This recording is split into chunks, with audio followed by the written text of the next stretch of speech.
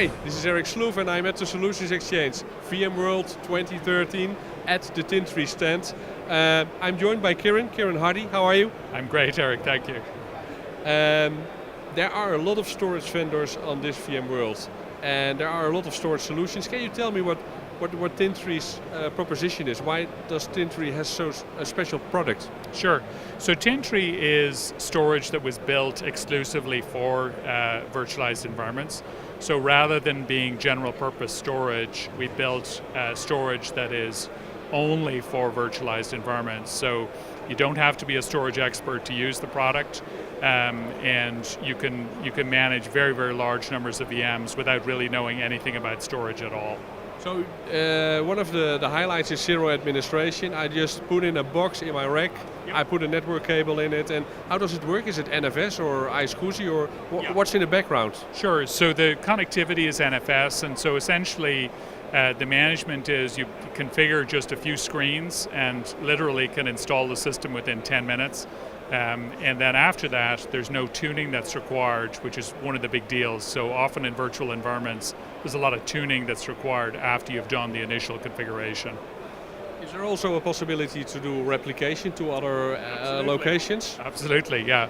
So replication is a very significant feature of the product. So unlike a traditional storage product, which replicates at the LUN or volume level, we actually replicate at the VM level. So which is much more efficient, because within a VMware environment, when you replicate a volume, you're typically replicating tens or hundreds of VMs at once. We can replicate down to the individual VM. And again, the management of the system is extremely simple, so it can be configured by somebody that doesn't really know anything about storage at all. Is it also possible on a per VM basis to see things like performance or latency? Absolutely. So one of the most common problems that people have within virtual environments is you have a performance problem, so you have a high latency VM, and you can't really determine whether it was the storage or the network or the host, and that can take literally days or even weeks to diagnose what the problem is, and a lot of finger pointing goes on. And so we can diagnose those kind of problems literally within seconds, and you can very trivially see was it the storage, the network, or the host, and then go about fixing the problem. What about scalability?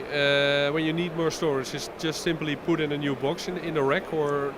Yeah, so basically just to give you an idea, one of our systems can have like 500, 1,000 or 2,000 VMs. If you want to go beyond that, you just add another system in. And we've just recently announced a product, Tin3 Global Center, which allows you to be able to manage those as a single unit so that you can scale out your environment and just add new VMs. So we can support with Tin3 Global Center up to 64,000 VMs, which is a pretty big environment, and we'll be expanding that number over time. And you can see those within a single pane of glass. Is it targeted as a view solution, or can you also host Exchange and SQL servers on the storage? Sure. So we probably have about, and it's not exclusively View actually. It's other brokers as well. We probably have about 30% of our users are VDI focused, and the rest of it is server deployments. We have a lot of Exchange, we have a lot of SQL Server, MySQL, Oracle, and so on. So about 70% server and about 30% VDI.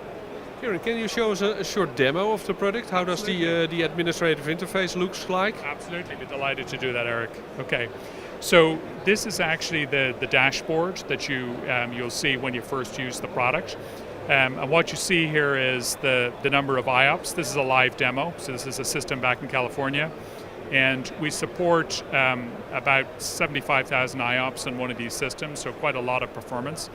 And then you can see the throughput there that's on the system as well, and then the latency. So this is a system that has a millisecond of latency. So you're going to see that within VDI environments, you're going to see that in Exchange as well in terms of performance. And then it's a mixture of flash and SATA drives, and the hit ratio that you get, so the amount of I/O that comes from flash, is actually 99% plus. So that we actually, in this case, you see 100%, and this is actually quite common that essentially all of your I/O comes from flash. So the second portion then is these dashboards, or these gas gauges here. This is space, which is very traditional in a storage environment. But this is distinctive, which is performance. How much performance headroom do you have? So oftentimes what you'll see is you'll run out of performance before you run out of capacity. And this very easily shows you, your 38% of the performance is left on the box. So let me just now bring you to show you the view of what things look like from an administrator perspective. So rather than seeing lawns or volumes or seeing RAID groups, all you see in this environment is virtual machines. So these are actually the virtual machines, the exact same names as you would see within Virtual Center. Individual virtual machines, and on a per virtual machine basis, things like latency, the capacity. Yeah, so I'll show you here. So this is, what you see here is latency. So latency is a particularly interesting one. It's often an indicator that there's a significant performance issue. So in this case, we've sorted by the higher latency. And what you'll see here is that you can actually get this as an end-to-end number.